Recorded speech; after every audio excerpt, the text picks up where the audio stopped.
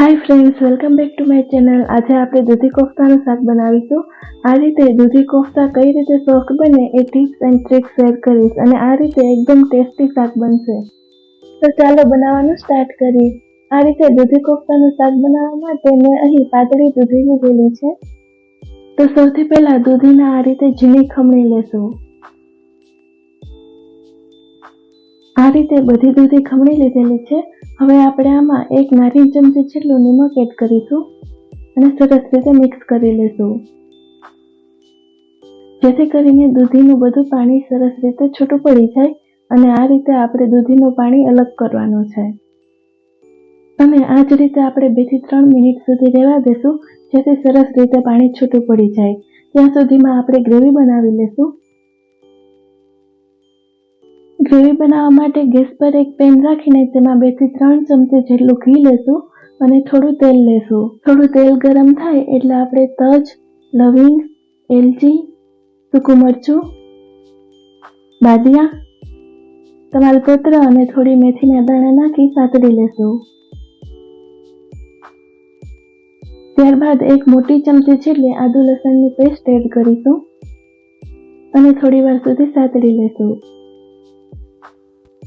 ત્યારબાદ આપણે અહીં ડુંગળી એડ કરી દઈશું। મેં અહીં 4 જેટલી લાંબી સ્લાઇસ કરેલી ડુંગળી લીધેલી છે અને આ રીતે આપણે થોડી વાર સાતળી લેશું। આ રીતે ડુંગળીને ગેસની મીડિયમ ફ્લેમે સાતળવાની છે।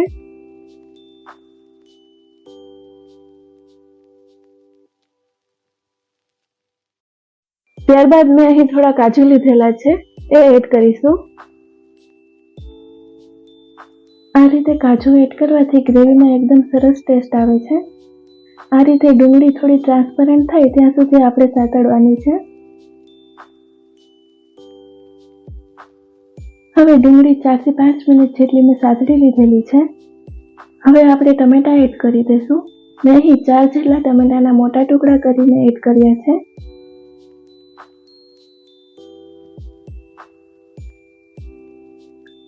ત્યારબાદ આપણે સ્વાદ અનુસાર મીઠું અને થોડી હળદર એડ કરીશું અને સરસ રીતે મિક્સ કરી લેશું।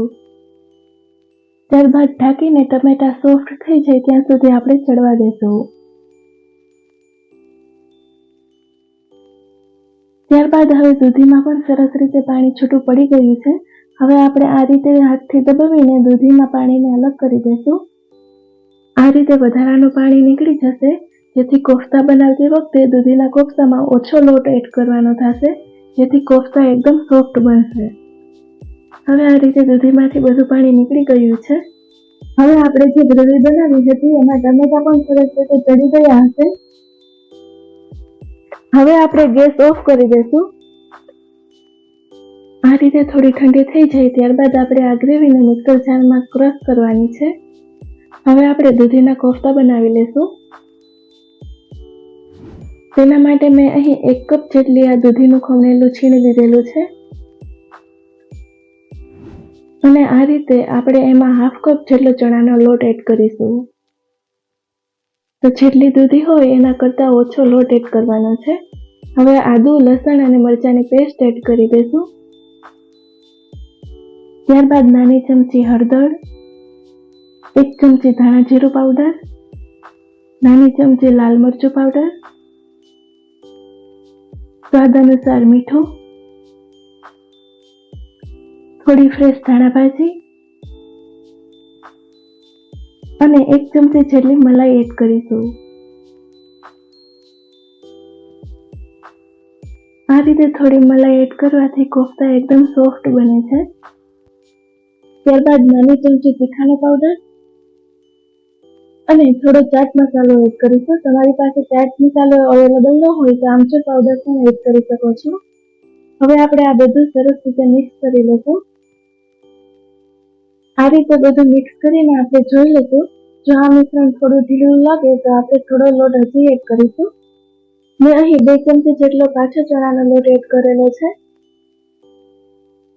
આ રીતે જેમ દૂધીના કોફતામાં ચણાનો લોટ ઓછો હશે એમ દૂધીના કોફતા એકદમ સોફ્ટ બનશે। હવે બધું મિક્સ કરીને આ રીતે આટલું થીક રહે એટલો આપણે ચણાનો લોટ એડ કરવાનો છે અને આ રીતે બોલ્સ બને એ રીતનું આ મિશ્રણ તૈયાર કરવાનું છે. હવે એકદમ સરસ કોફતાનું મિશ્રણ બનીને તૈયાર છે. ત્યારબાદ આપણે હથેળીમાં તેલ લગાવીને આ રીતે સરસ બોલ્સ બનાવી લઈશું. અને જો તમારે આ રીતે બોલ્સ ન બનાવવા હોય તો આપણે જે રીતે ભજીયા બનાવી એ રીતે પણ કોફતાને ફ્રાય કરી શકો છો.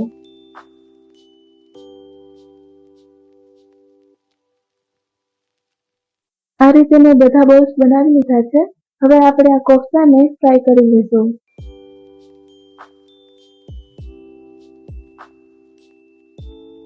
તેના માટે આપણે એક કઢાઈમાં તેલ રાખીને ગેસ પર ગરમ થવા દઈશું. તેલ મીડિયમ ગરમ થાય એટલે આપણે કોફતાને આ રીતે ફ્રાય કરી લઈશું.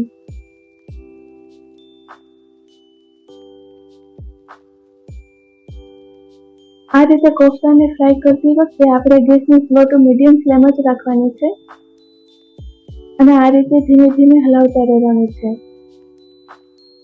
જેથી કરીને આ કોફતા બધી સાઈડથી સરસ રીતે ચડી જાય અને બધી સાઈડથી સરસ રીતે એક સરખો કલર આવી જાય. આ રીતે મેં 5 થી 7 મિનિટ સુધી કોફતાને ફ્રાય કરેલા છે. હવે તમે જોઈ શકો છો કે કોફતા એકદમ સરસ રીતે બ્રાઉન કલરના થઈ ગયા છે. હવે આપણે પ્લેટમાં બહાર લઈ લઈશું.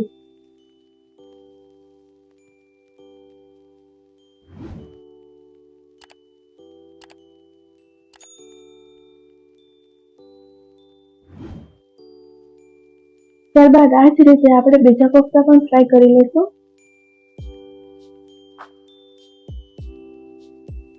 આ રીતે દૂધીના કોફતા એકદમ અંદરથી સોફ્ટ બનશે અને બહારથી સરસ ક્રિસ્પી બનશે.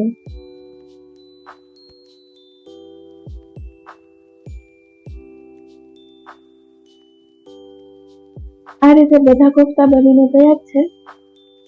તમે જોઈ શકો છો કે આ કોફતા એકદમ સોફ્ટ બન્યા છે અને આ રીતે અંદર પણ દૂધીનું પ્રમાણ લોટ કરતાં વધુ છે.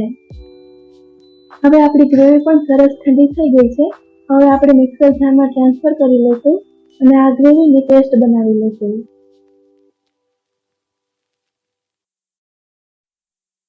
હવે ગ્રેવી પણ તૈયાર છે. હવે આપણે ગ્રેવીનો વઘાર કરી લઈશું. તેના માટે પેન પર 4 ચમચી જેટલું ઘી લઈશું. ઘીથી એકદમ સરસ ટેસ્ટ આવે છે અને થોડું તેલ લઈશું.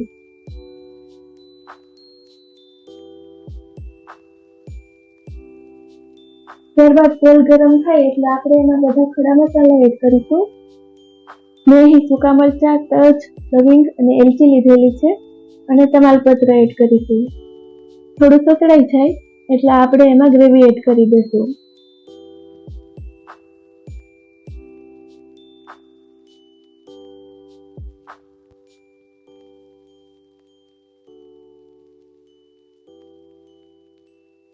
આ રીતે આપણે ગ્રેવીને થોડી વાર સુધી સાતળી લઈશું.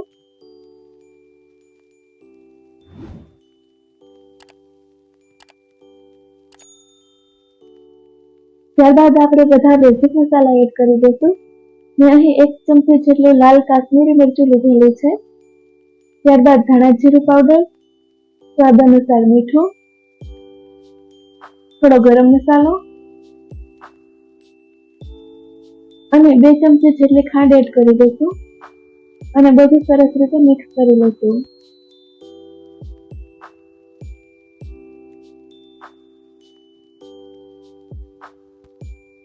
આ રીતે આપણે આ ગ્રેવીને 5 થી 7 મિનિટ સુધી ચડવા દઈશું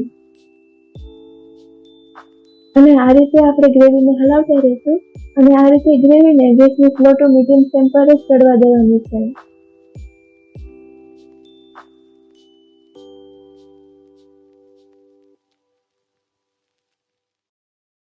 હવે 7 મિનિટ જેવું થઈ ગયું છે. તમે જોઈ શકો છો કે ઉપર થોડું તેલ છૂટું પડી ગયું છે. ત્યારબાદ દૂધીમાંથી જે પાણી નીકળ્યું હતું એ એડ કરી દઈશું અને અડધો ગ્લાસ જેટલું બીજું પાણી એડ કરી દઈશું અને સરસ રીતે મિક્સ કરી લઈશું. ત્યારબાદ આપણે જે કોફતા ફ્રાય કર્યા હતા એ એડ કરી દઈશું અને મિક્સ કરી લઈશું.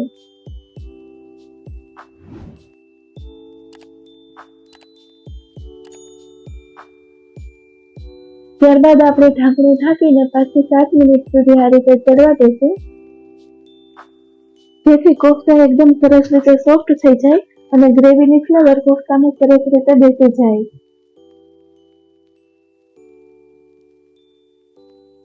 હવે 7 મિનિટ જેવું થઈ ગયું છે.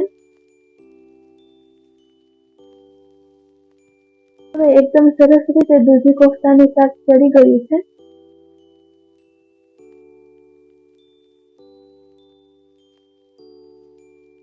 ત્યારબાદ ઉપરથી આપણે થોડી કસૂરી મેથી એડ કરી દઈશું.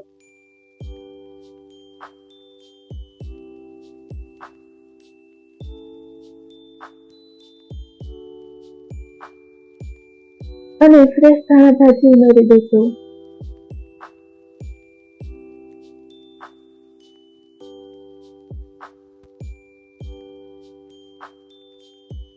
આ રીતે એકદમ ટેસ્ટી દૂધી કોફતાનું શાક બનીને તૈયાર છે.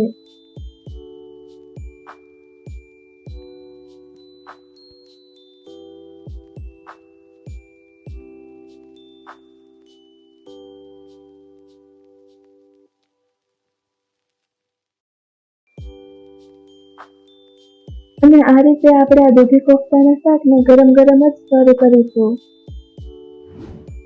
અને આ રીતે તમે જોઈ શકો છો કે કોફતા એકદમ સરસ ટેસ્ટી અને સોફ્ટ બન્યો છે. તો તમને મારી આ રેસીપી ગમી હોય તો વિડીયોને લાઈક કરજો, ફ્રેન્ડ સાથે શેર કરજો અને ચેનલને સબસ્ક્રાઇબ કરવાનું ના ભૂલશો. ફરી મળીશું નવી રેસીપી સાથે. Bye bye.